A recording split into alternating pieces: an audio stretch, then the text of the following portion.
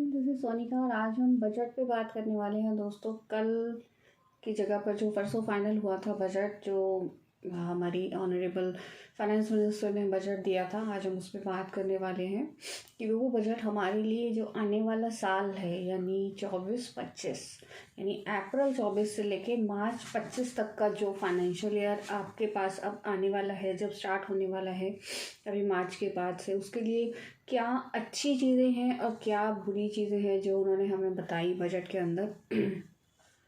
तो दोस्तों वीडियो में बने रहिएगा। आई एम सॉरी, मेरी थोड़ी सी तबीयत ख़राब है तो please bear with me and I am sorry for that. I hope आपको मेरी वॉइस भी क्लियर आ रही होगी। पहले 2-3 वीडियोज़ में मेरी वॉइस क्लियर नहीं थी, मेरी थोड़ी हेल्थ डाउन थी, तो उसके लिए I am really sorry. And मैं ट्राई करती हूँ। अब आपने मेरे पहले वीडियोस देखे होंगे, उसमें मैं बहुत स्पीड से कर रही थी, but now I am improving. अब मैं बहुत ही स्लोली सारी चीज़ें समझाती हूँ सो दैट कोई भी चीज़ आपको ऐसे ना लगे कि कोई चीज़ आपको समझ नहीं आ रही है, कोई चीज़ आपको छूट गई है, कोई चीज़ ऐसे दिमाग से स्किप हो गई है, ऐसा ना हो। सारी चीज़ें बहुत ही धीरे धीरे स्लोली समझाती हूँ। और एक और सर्कुलर, जो इम्पोर्टेंट सर्कुलर है, आज हम उसके बारे में भी डिस्कस करेंगे दोस्तों। जो अभी जैन में आया था ये सर्कुलर, और दोनों बातों के बारे में डिस्कस करेंगे। तो आप पूरा वीडियो देखिएगा सो दैट आपको सारी चीज़ें समझ आ सकें। दोस्तों सबसे पहले हम डिस्कस करेंगे बजट के बारे में। दोस्तों बजट आया है अभी 1 तारीख को। ये जो बजट आया है, बजट होता क्या है दोस्तों, पहले मैं आपको धीरे से प्रॉपरली डिटेल में समझाऊंगी। बजट होता क्या है। बजट होता है दोस्तों, जो साल आने वाला है उस साल के लिए आपकी जो करंट गवर्नमेंट होती है, जो सेंट्रल गवर्नमेंट होती है, वो कुछ बजट अलॉट करती है। जैसे बहुत सारी एक सेक्टर्स होते हैं, बहुत सारे एरियाज़ होते हैं, उन सब एरियाज़ को बजट, कुछ अमाउंट, कुछ फंड अलॉट किया जाता है। जैसे डिफेंस को फंड अलॉट किया जाता है, या फिर कुछ उनको हथियार लेने हैं उसके लिए फ़ंड अलॉट किया जाता है। आईटी सेक्टर को इम्प्रूव करने के लिए फ़ंड अलॉट किया जाता है। कंस्ट्रक्शन सेक्टर को फ़ंड अलॉट किया जाता है। जैसे एक बहुत अच्छी स्कीम इन्होंने दी सोलर कुकर लगाने की। सोलर जो लगाना है सबके पास, 1 करोड़ तक के घरों को सोलर जो है वो फ्री में दिया जाएगा दोस्तों। ये बहुत अच्छी मैम ने बताया, बहुत अच्छी स्कीम दी, और जो सोलर सबको प्रोवाइड किए जाएंगे, बट उसके लिए कुछ कंडीशंस थी। तो वो कंडीशंस अगर आपको समझनी हो तो आप मुझे कमेंट करके ज़रूर बताइएगा, मैं आपको डिटेल में बता दूँगी कि सोलर को हम कैसे अप्लाई कर सकते हैं, किस किस कैटेगरी के लोग अप्लाई कर सकते हैं, कैसे अप्लाई कर सकते हैं। फिर इन्होंने कुछ जैसे घर बनाने के लिए, कंस्ट्रक्शन को इम्प्रूव करने के लिए कुछ बजट अलॉट किया। ऐसे ही बहुत जगह पे बजट अलॉट होता है दोस्तों। ये सारे बजट जो अलॉट होते हैं, मुझे लगता है कि आपको बजट ज़रूर देखना चाहिए। हाँ, पहले बजट जो होता था बहुत लंबा होता था, 2-2.5 घंटे का होता था। तो कई बार क्या होता है, 2-2.5 घंटे कंटिन्यूस बोलना दोस्तों बहुत थकावट हो जाती है। हाँ, 1-2 साल पहले ऐसा ही होता था, कंटिन्यू 2 से 3 घंटे का बजट बोला जाता था। तब मैम की तबीयत भी ख़राब हो गई थी। तो अब जो बजट आता है वो 56 या 57 मिनट्स का आता है अप्रॉक्स, और उसके बाद ब्रेक कर लिया जाता है। ऐसे करके बजट आता है सो दैट किसी की भी हेल्थ डाउन ना हो बोलते हुए। जैसे मैम बोलती हैं बजट को, उनको दिक्कत ना हो, हमारी जो ऑनरेबल फाइनेंस मिनिस्टर है।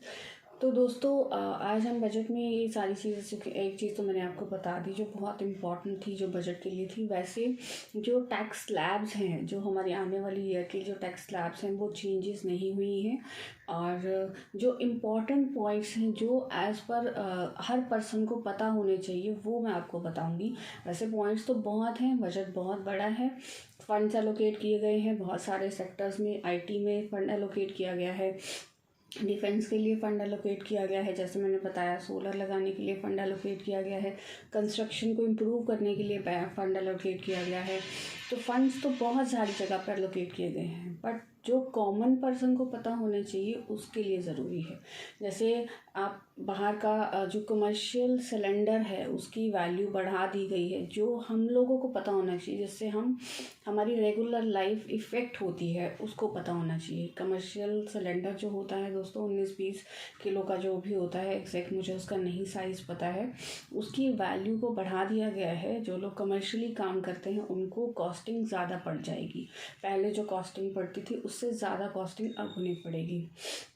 उसके अलावा इनकम टैक्स में कोई ज़्यादा मेजर चेंजेस नहीं किए गए हैं, तो आपको हाँ बट एक चीज़ पे ध्यान दिया गया है कि लोगों को न्यू जो रेजिमी है उसमें आने के लिए ज़्यादा बोला गया है, ओल्ड रेजिमी को छोड़ने के लिए बोला गया है। जबकि मैं ये बोलूँगी सबको कि आप ओल्ड रेजिमी को ही फॉलो करें, क्योंकि दोस्तों जब न्यू रेजिमी के अंदर क्या है कि आपको कोई डिडक्शन अलाउड नहीं है, सीधा 7 लाख के ऊपर आपको टैक्स देना है। तो ओल्ड रेजिमी में क्या है, आपको सारी डिडक्शंस अलाउड है, आप उसमें आराम से अपनी जो भी आपकी डिडक्शंस हैं इंटरेस्ट की वट डिडक्शंस आप ले सकते हैं। तो आप देखिए दोनों का फ़र्क देखिए, उसमें आप इनकम कंप्यूट करेंगे और इसमें इनकम कंप्यूट करेंगे तो दोनों में फ़र्क हो जाएगा।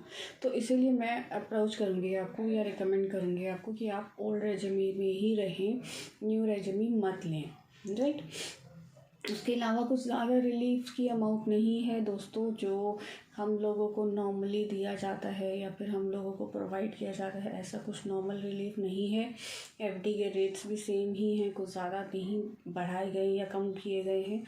और कुछ जो हमारे लिए ज़्यादा इम्पोर्टेंट ऐसा कुछ भी नहीं आया है इस बजट के अंदर जो हमें बहुत ज़्यादा खुश कर दे या बहुत ज़्यादा दुखी कर दे। मतलब नॉर्मल चेंजेस हैं, बजट ज़्यादा अलॉट किया गया है हर चीज़ में, तो वो ज़्यादा इम्पॉर्टेंट फैक्टर है दैट्स इट कि बजट किस किस सेक्टर में ज़्यादा अलॉट किया गया है।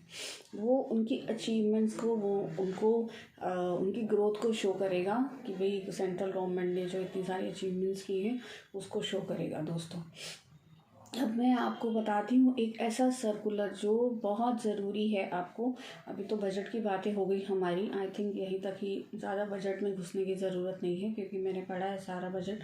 तो जो आपको कॉमन पॉइंट्स थे मैंने आपको बता दिए, राइट। जैसे बजट फिर से जुलाई में आएगा, मई में सेंट्रल गवर्नमेंट के इलेक्शन होने वाले हैं, तो जुलाई में जो बजट आएगा वो कंप्लीट बजट आएगा। उसके अंदर बहुत सारे चेंजेस और फाइनल चेंजेस आएंगे दोस्तों जो उस साल के लिए एप्लीकेबल होंगे। अभी तो ये इंटरिम बजट था तो इसी वजह से, राइट दोस्तों। तो अब हम बात करेंगे एक जो इम्पोर्टेंट सर्कुलर के बारे में जो मैंने आपको बताया। केरला हाई कोर्ट का ऑर्डर आया, उसके बाद एक बहुत इम्पॉर्टेंट सर्कुलर जो रिलीज़ किया गया दोस्तों। क्योंकि क्या हो रहा था, अभी जो जीएसटी के ऑर्डर हुए थे ना दोस्तों, जो 17-18 के ऑर्डर हुए थे उसमें ये लिखा गया था, काफ़ी ऑर्डर्स मेरे पास भी आए थे, उसमें ये लिखा गया था कि जो आप अपील फाइल कर सकते हो, जीएसटी की अपील वो 1 मंथ के अंदर फाइल कर सकते हो। लाइक आपकी अगर 31 दिसंबर को ऑर्डर हुआ है तो आप 31 जनवरी तक उस अपील को फाइल कर सकते हो। ये जिससे बहुत सारे सीएस परेशान हो गए थे क्योंकि उसमें प्री डिपॉजिट भी रहता है, उसमें उसकी ड्राफ्टिंग भी रहती है, बहुत सारी चीज़ें रहती हैं। तो इतनी जल्दी शॉर्ट नोटिस पे, क्योंकि सबके पास बहुत सारे नोटिस आए हुए थे, सारे नोटिस का सोल्यूशन नहीं निकला था, तो सब लोग परेशान से हो गए थे क्योंकि ऑर्डर में लिख के आ चुका था। अब ये जो सर्कुलर आया है 1/2024 दोस्तों, आप इसे डाउनलोड भी कर सकते हैं साइट से। इस सर्कुलर के अंदर क्लैरिफिकेशन डायरेक्ट क्लियरली बता दिया गया है कि जो अपील फाइल करने का पीरियड है वो ऑर्डर के 90 डेज़ का है। ऑर्डर की जो डेट हुई है उससे 90 डेज़ तक आप अपील फाइल कर सकते हैं, यानी आपको 31 मार्च तक का टाइम दे दिया गया है।